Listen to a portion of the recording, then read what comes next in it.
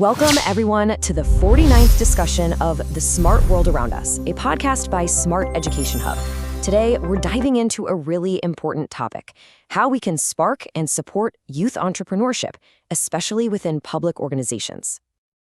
Our discussion today is based on a fantastic article by Andrea Maria Tirziu and Catalin Vrabier. It's a great read, and if you want to check out their full work, you can find a direct link in the description below. So the article kicks things off with a pretty big question, one that I think a lot of us grapple with. In a world that's so focused on, stuff, how do you find work that actually feels meaningful, that satisfies your ambitions and, makes you happy?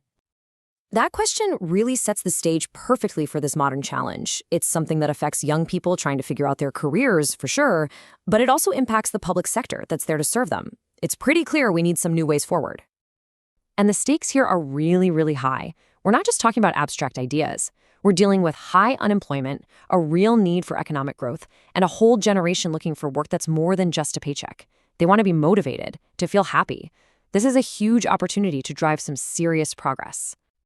So what's the solution? Well, the article suggests it's not just about creating more jobs. It's about building an entrepreneurial mindset. And believe me, that is so much bigger than just writing up a business plan. And this is what's so cool about it. Check out this definition from the International Labor Organization. They see entrepreneurship as a way of thinking, of acting.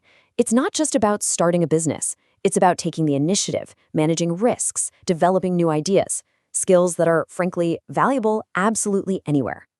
For young people who really lean into this way of thinking, the benefits are just massive.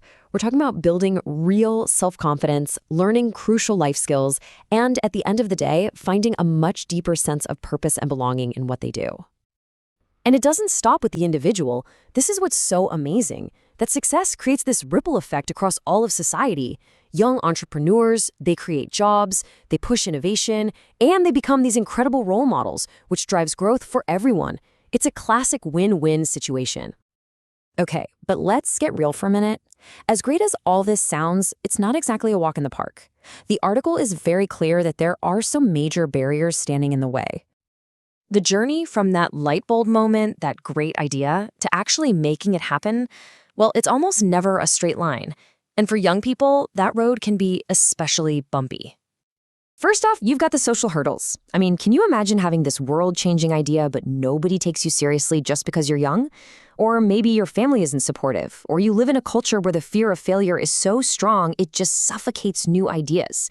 These pressures are real. Then you've got the practical stuff, the education and the money. A lot of times, our schools just don't teach the skills you need to start something new.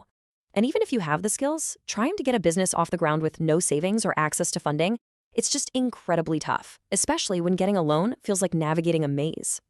And finally, as if all that wasn't enough, you've got the bureaucratic hurdles. We're talking complicated paperwork, tax laws that don't help, and just not having the right connections or a mentor to guide you. It can feel like hitting a brick wall before you even start. So the big question is, how do we start knocking down these walls? Well, this is where the public sector can be a total game changer. The article points to some major initiatives that are designed to clear that path for young innovators. Just look at these actions from the European Union. Programs like Youth on the Move or Erasmus+. These aren't just policies sitting on a shelf.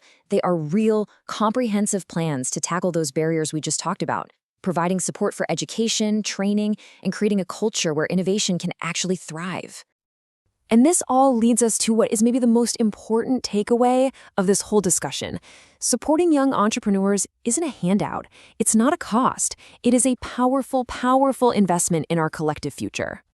The authors just say it so perfectly in this quote. When we empower young adults, we're giving them a chance to develop skills that create these exponential gains, not just for themselves, but for their entire community. This is how you build a stronger society for everybody. And the best part? The impact is immediate. This isn't about some distant 10-year plan. The skills a young person learns on this journey can be used right now to help their families, to build financial stability, and to strengthen their communities from the inside out. So that leaves us with one final thought, a question for you to take away. Thinking about your own community, your own city, what is the one big thing we could do right now to really empower that next generation of entrepreneurs? Thank you for joining this discussion. Please like and subscribe to the Smart-EDU Hub channel to be the first to enjoy new podcasts. Stay smart with Smart-EDU Hub. And remember, a link to the article we talked about can be found in the description below.